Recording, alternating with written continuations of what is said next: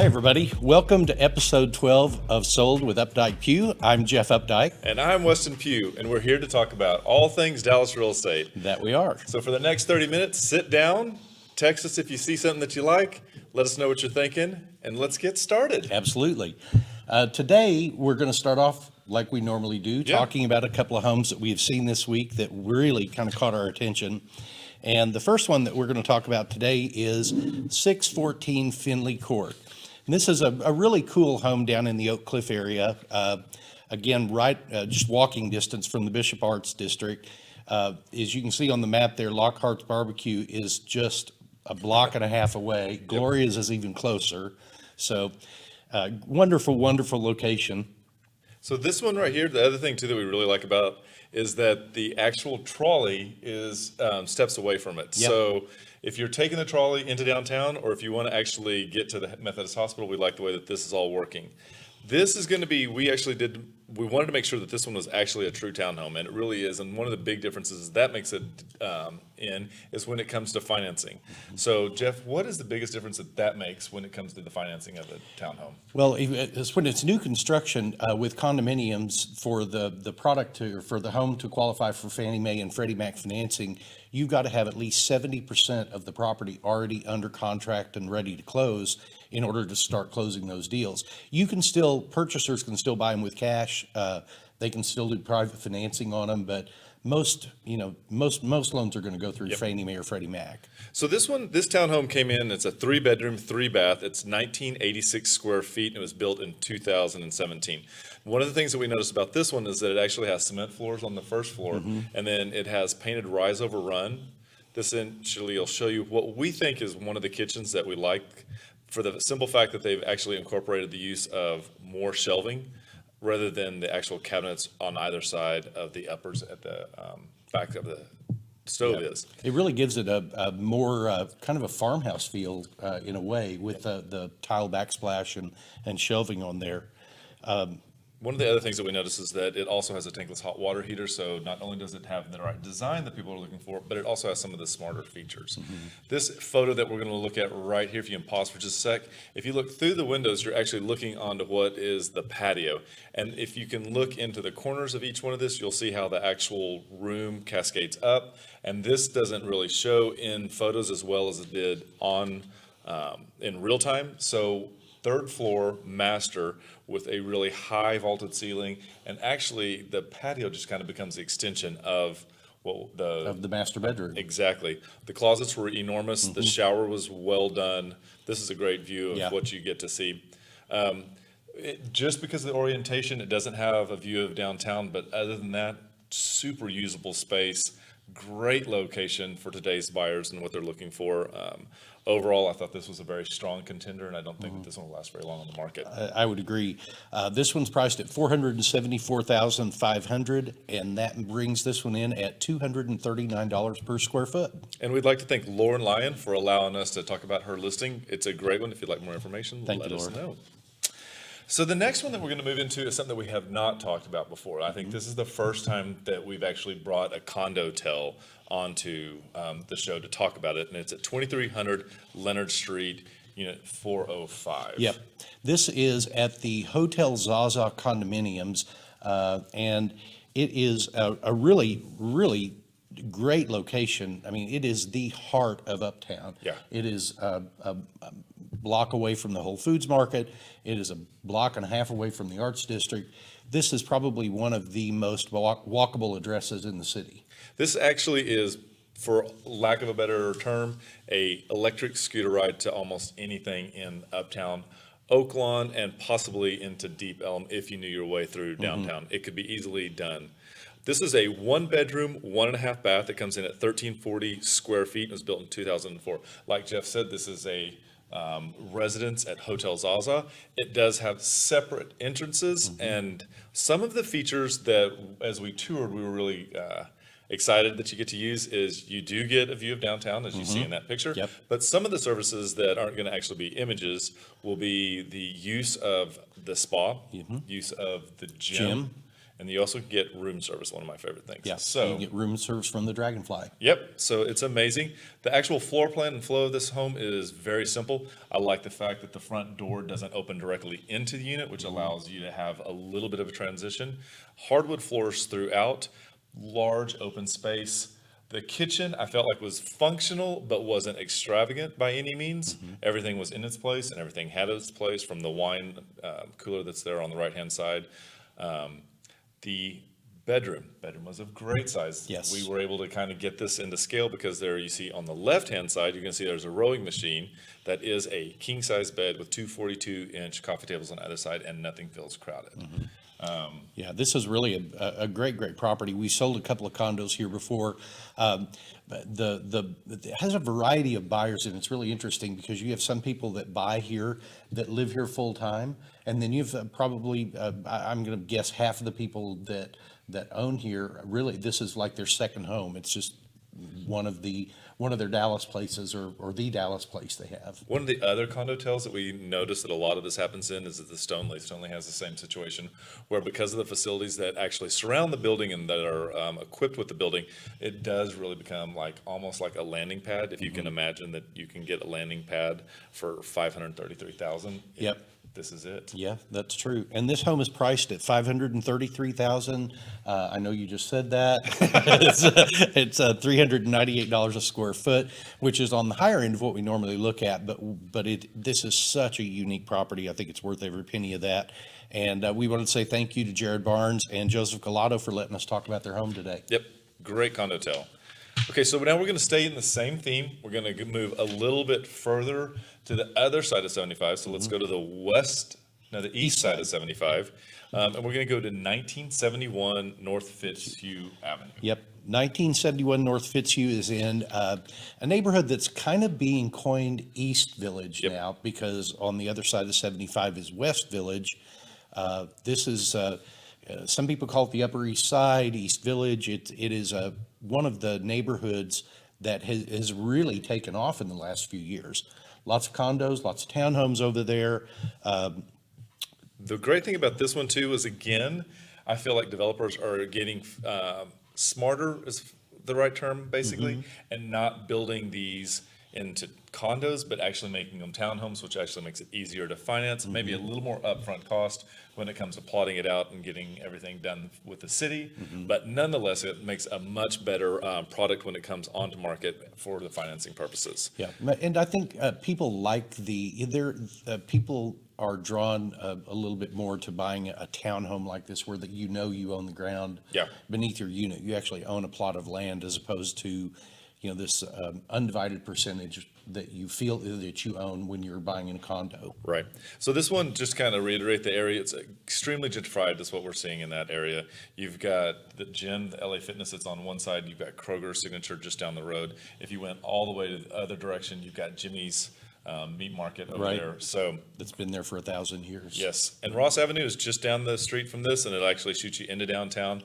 And then it's also easy to zigzag back into Deep Elm from here as well. This one is a great brand new construction, 2018. It's a 2-bedroom, 2.5 bath, and it's 1,641 square feet. The developer really took into consideration what's happening in today's trends and went with a more white, neutral palette. So we have quartz countertops throughout the bathrooms and the kitchens. White subway tile is used in most bathrooms, and chrome finishes throughout.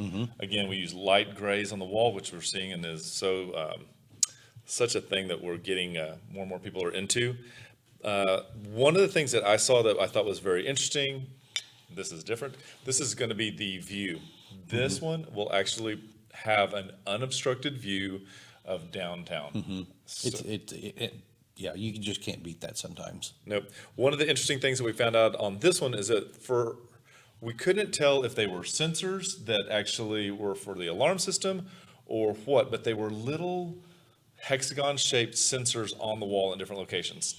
Yeah, they some of them operated lights, and then I think some of them had other features in them. But I think it was all part of the LED system that was in there. So somehow Jeff figured out that he could actually swipe, and I don't know if he's left or right, it just depends on if he liked it or not, was swiping that would actually change the color. So somehow in the kitchen he had green. I got green, magenta. I got a red out of it. Yeah. So there you go. He was swiping right. So that came in at $437,000, which is $266 a square foot for brand new construction townhome. That is great. And thank you, Mary Beth Harrison, for letting us talk about your home today. Yep. All right. Our last one today is over in really in the kind of I'm not going to say heart of Lakewood, but it's really close. adjacent. It's like that that aortic vein right there. It's right beside it. Yep. It's in a neighborhood that is next to Santa Monica. It is next to Hollywood Heights, and the address is 407 Newell. And great neighborhood, really wonderful neighborhood feel to it. All kinds of different styles of Tudors. As you can see, it's really nestled in there just behind Lakewood Hills, and the area, kind of the blank area that you see to the north of that is the Lakewood Country Club. So it is really just a fantastic location. And one of the things that we really like about this one is that on the map you could have jumped up and jogged over west on Richmond, and that would have actually taken you into Lois Greenville.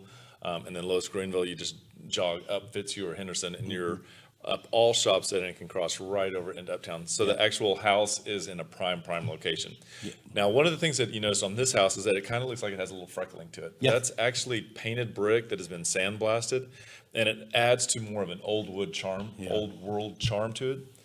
This house was great, and I think that the homeowners really embrace this house. From the front porch all the way to the use of the back patio. I felt like they lived and loved in this house.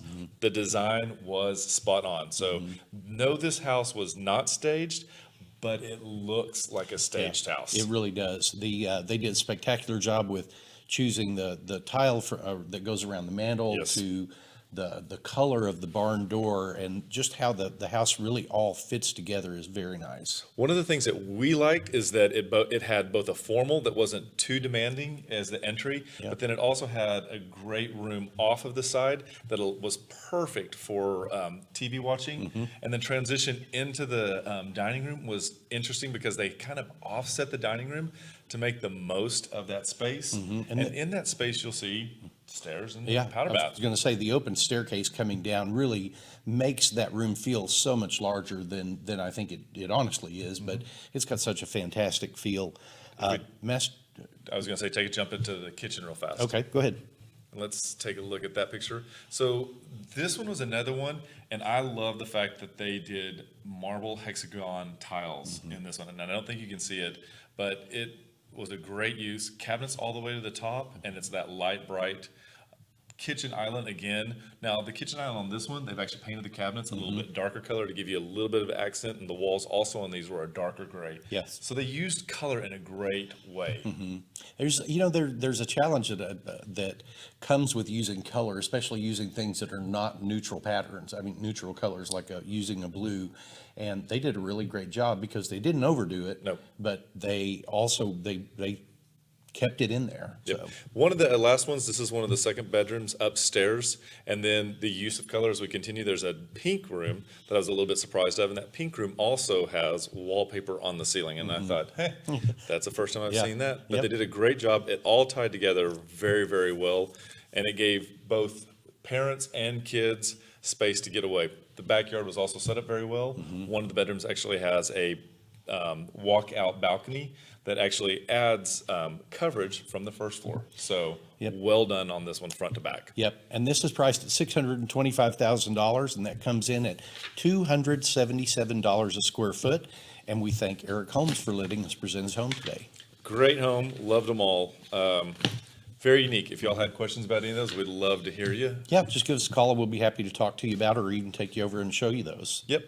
Now, the second half of this show, we wanted to talk to you kind of about the steps that everybody goes through, and some of them aren't even steps. They're maybe just the way you feel at some point in the transaction. So put together a little worksheet on this, and They're this really derived from someone putting a request in and saying, what are the 10 things that you wish you knew before you bought your first house? There's a And lot so of them. these are, there's a lot of them, but these 10, I think, are the really important ones. Yep. Number one, work with an experienced agent. I mean, it is critically important. If you're in our marketplace, we would love to work with you. Weston and I we've worked together for almost 11 years now, but both of us have worked in real estate for many, many years before that. And we'd love that opportunity to earn your business. So That's a what great else say thing. about that. That's about it. But experience does pay off. And I would always say that, one of the other things about Jeff and I is that he and I work in two different directions. So whether you're working from the marketing standpoint or you're working from the contract side, we have you covered. That's right. So what's the next thing you think? The next thing is get approved first, and we really Yes. cannot harp on that enough. And the big reason for that is so there are no surprises to you as to what the payment's going to be. Many times people think, oh, I can afford a $200,000 house, and then once they look at the payments with the taxes and the insurance and all that built in, it changes, and it's not quite what they thought it was. So from that perspective, it is really the best thing that you can do first. We work with Jeremy Radcliffe at SWBC Mortgage and refer almost all of our clients to him. So if you'd like his contact info, it's up on the screen now, and he would love to hear from you.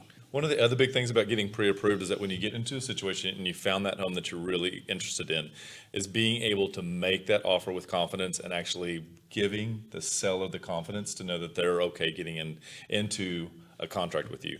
Many times they actually say, do not submit an offer without a pre-approval. So contact Jeremy, get that information over to him so that you can make the best decision when you find that home you love. Yep. Number 3, and this one is critically important. This one's funny. Don't get turned off by an ugly bathroom.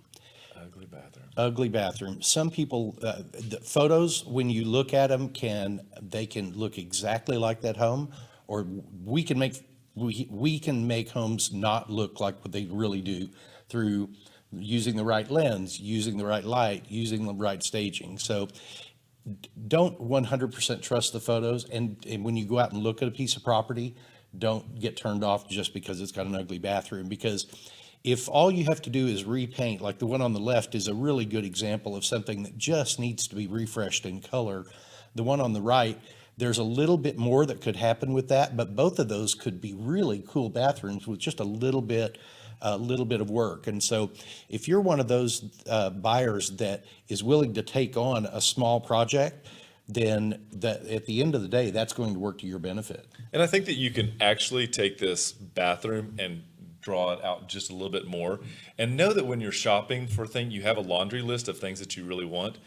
And if there's one or two that don't actually hit the list, those are the ones that we're saying, don't let the ugly bathroom bother you or make it where you don't go into the house, because those are the ones that you can make the changes. You can actually have fun and you can put your own touch on that. So. Yeah, it is. A lot of times when you're looking for a home, when we start with people, we'll say, okay, put together a list of everything that you want to find in your new home, and then let's narrow that list down to 10 things.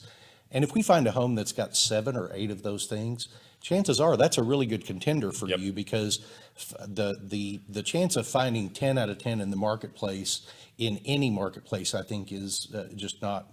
I don't know that it's absolutely possible all the time. It just kind of sets itself up for a frustrating buying experience, and it really should be fun when you're out there buying. Yeah, it should be fun. The number 4 thing would be find out about your neighbors. Yep. What's the best way to get out there and find out about your neighborhoods? I tell people all the time, get out there, drive through those neighborhoods, go through that neighborhood at 6 o'clock in the morning, go through that neighborhood at noon, go through that neighborhood at 3 p.m., go through that neighborhood at 6 p.m., drive through to 9 p.m. You will see that just by the people that are out in the neighborhood, what kind of activity you're going to be living around. If it's a lot of people that come outside and sit in their front yards and just meet all their neighbors, or if it's a neighborhood that goes in and shuts the garage door, you're going to know that, and you're going to get a clearer understanding of what's out in that neighborhood. So one of the things is not to be creepy when you do. Yeah. But it's a good thing to actually talk to them. Drive, But then ask them, hey, this house is on the market. What do you know about what do you know about the house? It'll give you the insight that you're not going to get anywhere else. And it's also, maybe you want to know those things before you actually sign the contract. Yeah, So there's a lot of information that can be gained from the nosy neighbor in the neighborhood. there's a Kravitz in every single one. There Just don't is. live beside them. There So it is. there it is. Yep. Number 5, Number 5, be prepared to move fast. Now, even in today's market? even in today's market, Okay. the houses that are in the market today, buyers are willing to pay and move quickly for homes that are really ready and done.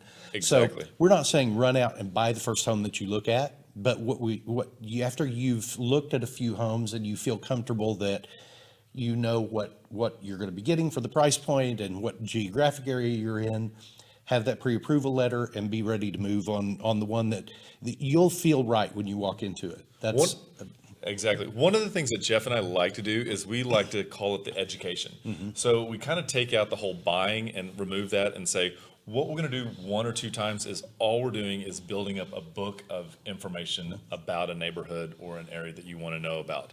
It also helps you know that you love 2 stories or you hate tutors or those type of things, so that when you're ready, you are able to move quickly. Yes. So- And we have a lot of people that look at their first house and they may look at 20 other homes and then come back and buy that first house. Yep. It does happen, but like Weston said, there's an education process that I think people want to go through and need to go through before they actually buy something. Yep. So number 6 is a very interesting one, because number 6, up until about 10 months ago, wouldn't have been on this list. True. 10 months ago, we wouldn't be talking about this one. And number 6 is be careful about overbidding. Yep. So we're coming out of a piping hot market, aren't we? It's still great. Everything's still moving, but it's not the same, is it? It is not, and there are really, I think there are about 3 different prices for every house. There is the price point for a person that's just kind of like, well, it hits a lot of what I'm looking for, and that price point is probably down here. Then there is a price point for that house that for people that it really hits a lot of what they're looking for, and that price might be a little higher.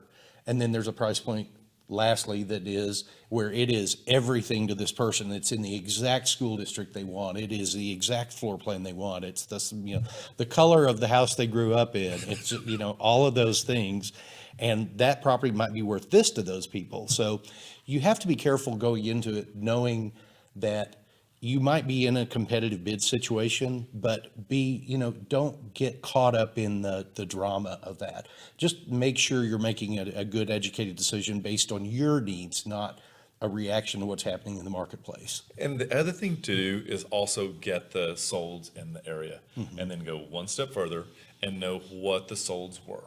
Yeah, Where were they? Go on. No. I was going to say, where are they? Yeah. And then what's another one? Well, are they 1-story? Are they 2-story? Pool, no pool? Year built? There's a lot of detail searching that we go into when we start pulling, true comparable data. There are times people will look at a neighborhood and we'll send them the 30,000 foot overview.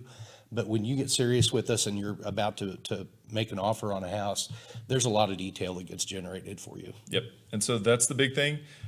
Be careful about overbidding, but when you find the house that you like, be ready to move fast. Be Yep. ready to move fast with the pre-approval. Yep. So number 7. Number 7 This is one wears me out, because when I just bought a home, I just thought, oh my gosh, this is so good that this is putting it into perspective, because I was sick of the paperwork. And I Yep. do this for a living. Yes, number 7 is expect a ton of paperwork. So the good thing is our contracts can be a little overwhelming, and because there is a lot of legalese that goes through them. But once we sit down and usually go through the contract with you one time, you have a pretty good idea of how it works. Now, once you've got the contract behind you, it doesn't really let up from there, because you're going to be shuffling a lot of paper with your lender. They're going to be asking for tax returns. They're going to be asking for bank statements. Title company is going to come up to you with so much reading material that it's perfect if you have insomnia. Yes. We proofread it because we typically know exactly where the hot spots are. and then can vet that out, and then also double check with the title company that's Yeah. been done. But yes, the paperwork is nonstop. Yes. And then it's time sensitive. Yeah. Now the closing docs must be signed how many hours prior to closing? Yeah, the closing disclosure has to be in the buyer's hands at least 3 days prior to closing if there's a mortgage involved on Yep. it, so. And signed. So not only is there a lot of paperwork, there's going to be stuff that is time sensitive. Yep. So it's up to us to help you make sure that you meet those. Number 8, hire an inspector. And they are going to find problems no matter what. Even on houses that are brand new construction, the inspector is going to find some things that they have to mark as deficient. And they do that because inspectors are licensed by the Texas Real Estate Commission, and they're all required to inspect to the 2018 code. Many builders only build to the code that is required in their city, and that might be a 2016 code. So there are for a few years there where we were going through these arc fault current interrupters in bedrooms, builders weren't putting those in, but every inspection report said that was a deficiency that needed to be corrected. So, The other thing too, with hiring the mechanical inspector, that's your first inspector, and then typically they'll make a note like it needs to be inspected by an HVAC system. It needs maybe an engineer to come out there and look at it. And so it's not just an inspector, there could be up to 3, and depending on if the roofer comes out and says that now you need to have the chimney done, these are just things that you don't always know on your first go. right. It's incredibly important. Even when we bought property, we hire an inspector because even though we've been through that inspection 100 times, number one, I'm not getting under that house. Never. And number two, I want a professional, independent, third-party opinion of what I'm doing. Absolutely. You don't want your emotions to be tied up on that. So, number 9 is that expect to feel some financial angst. Yes. And angst is kind of it's not like, ugh, I'm throwing my money away. It's just like I'm writing checks. There's a little buyer remorse that comes into play after you're under contract because Yep. when you sign your contract, in most cases you're giving an option fee to the seller, you're giving earnest money to the title company. Next, you're going to be asked for an appraisal. Next, you're going to be asked for the $300 or $400 from the inspector, and so those things begin to come to reality that you're spending some money now. And You're spending it, and you still haven't even written a check for your deposit or Right. down payment yet. Right. So in most home purchases, really before you are heading to closing, you've got at least, $2,000? At least, let's say $1,000 out of pocket, and then plus your earnest money, of course. So there are some of those. The portion of them do come back to you at the closing, but then some of them are just in order to buy comfort. And Yeah. go. And we use those in the negotiation. So though you may actually spend $500 or $600, when we go to negotiate repairs, that could end up saving you thousands. Absolutely. So always worth it. Yep. So, all right. And number 10, Last but not least, will it ever happen?